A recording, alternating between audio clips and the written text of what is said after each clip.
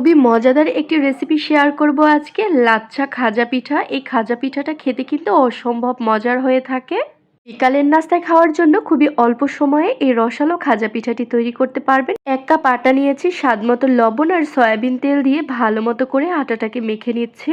তেল আর আটা যেন খুব ভালোভাবে মেখে নেওয়া হয়ে যায়। নর্মাল পানি দিয়ে আটার ডোটা মেখে ঢাকনা দিয়ে ঢেকে রাখবো 10 মিনিটের মতো। আর এই ফাঁকে চিনির শিরা তৈরি করব। 3 থেকে 4 টেবিল চামচের মতো চিনি দিয়ে দেব আর পরিমাণ মতো পানি দিয়ে এখন ঘন করে শিরাটা তৈরি করে নিলাম। এখন আটার ডোটা আবারও খুব ভালোভাবে একটু মেখে নিচ্ছি আর ছোট ছোট লেচি কেটে নিয়েছি, কারণ এই লাচ্ছা খাজা পিঠা তৈরি করার জন্য ছোট ছোট রুটি বানিয়ে নিতে হবে।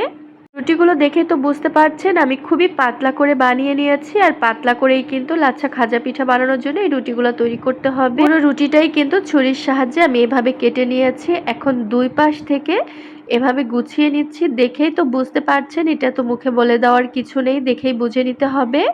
প্রথম খাজা পিঠাটা বানানো হয়ে গেল, আরও একটি খাজা পিঠা বানিয়ে দেখিয়ে দিচ্ছি বোঝার সুবিধার্থে। রুটিটা কেটে নিয়েছি, এখন দুই পাশ থেকে কেটে নেওয়া অংশগুলো এভাবে ভাঁজ করে দিচ্ছি।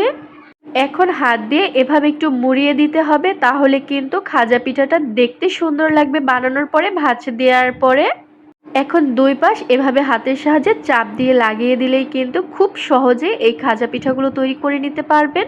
প্রত্যেকটা লাচ্ছা খাজা পিঠাই আমি একইভাবে বানিয়ে নিয়েছি। আর যেই প্লেটে রাখবেন সেই প্লেটে অবশ্যই একটু আটা বা ময়দা ছিটিয়ে দিতে হবে, তাহলে খাজা পিঠাগুলো প্লেটের গায়ে লেগে থাকবে না। এখন পর্যাপ্ত সয়াবিন তেল দিয়ে তেল গরম হয়ে গেলে এক এক করে সবগুলো খাজা পিঠা ভেজে নেওয়ার জন্য দিয়ে দিচ্ছি।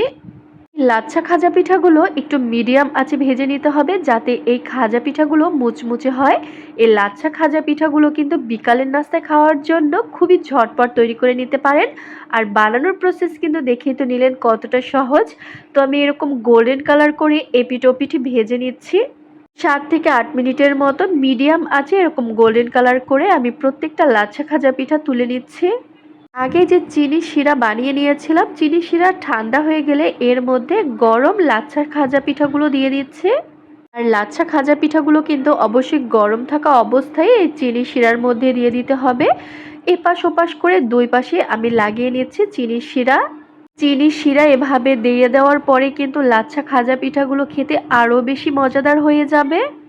লাচ্ছা খাজা পিঠাগুলো এখন চিনি শিরায় দেওয়ার পরে আমি পরিবেশন করে নিচ্ছি। দেখুন লুকটা কত সুন্দর হয়েছে। লাচ্ছা খাজা পিঠাগুলো দেখতে যেমন সুন্দর হয়েছে, খেতেও কিন্তু হয়েছে অসম্ভব মজার। এটি ভেঙে শেয়ার করছি, তাহলেই বুঝতে পারবেন যে কতটা মুচমুচে হয়েছে। দেখুন, আর এই পিঠাগুলো কিন্তু একবার বানিয়ে একটি কাচের জারে রেখে 7 থেকে 8 দিনের মতো সংরক্ষণ করে খেতে পারবেন। সবাই ভালো থাকুন, আল্লাহ হাফিজ।